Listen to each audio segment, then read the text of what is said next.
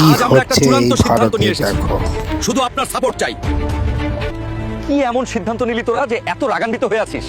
দাদা, দেশ থেকে সব মুসলমানকে তাড়াতে হবে। আমরা এই দেশকে হিন্দু রাষ্ট্র হিসেবে গড়তে চাই। দারুণ আইডিয়া। আমি তো পুরো দস্তুর তোদের সাথে আছি। কাজটা তাহলে নিজেদের পাড়া থেকেই শুরু হোক। সবার আগে চল ওই মেকানিক আব্দুলকে ঘাট ধাক্কা দিয়ে বের করি। আরে না না দাদা, আব্দুল ভাই তো বিপদের বন্ধু, ওর তো কোনো দোষ নেই। হ্যাঁ দাদা, আমার স্কুটিটা মাঝ রাস্তায় খারাপ হলে ওই আব্দুল ভাই তো এসে ঠিক করে দেয়।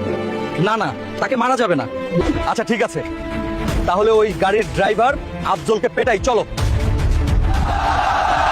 দাদা পাগল নাকি?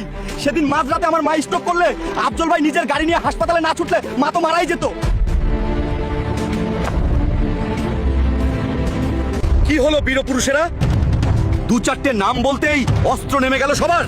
যাদের তাড়াতে এসেছিস তোদের নিজের জীবনের সাথেই তো তারা আষ্টে পৃষ্ঠে জড়িয়ে আছে। সুখে দুঃখে তো এরাই কাজে আসে। আব্দুল কালাম সাহেবের নাম শুনেছিস? মিসাইল দিয়ে দেশকে বিশ্বের দরবারে বসিয়েছিলেন। উনিও তো একজন মুসলমান ছিলেন। 1965 সালের যুদ্ধে শহীদ আব্দুল হামিদ নিজের জীবন বাজি রেখে দেশের জন্য 70 ট্যাঙ্ক উড়িয়ে দিয়েছিলেন। ভুলে গেলি সব?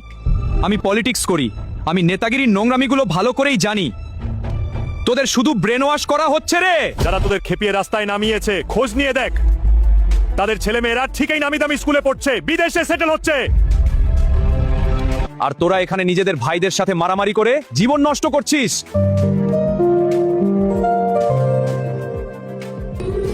দাদা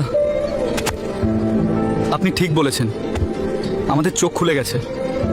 আসলে হিন্দু বা মুসলমান কেউ খারাপ নয়, আমরা সবাই সাধারণ মানুষ। যে মানুষগুলো নিজের স্বার্থের জন্য আমাদের মধ্যে এই ভেদাভেদ তৈরি করে, সেই নোংরা মানুষগুলোই আসল খারাপ, মানুষরূপী পশু। দিন শেষে আমরা সবাই মানুষ, এটাই আমাদের সবচেয়ে বড় পরিচয়। ধর্ম, জাতি, বর্ণ বা মতের ভেদাভেদ সৃষ্টি করে শুধু দূরত্ব, কিন্তু ভালোবাসা আর মানবতা গড়ে তোলে একতার সেতুবন্ধন। কেন আমরা ঘৃণা আর বিভাজনের দেয়াল তুলব, যখন একসাথে মিলেমিশে শান্তি, সম্মান আর সহমর্মিতার পৃথিবী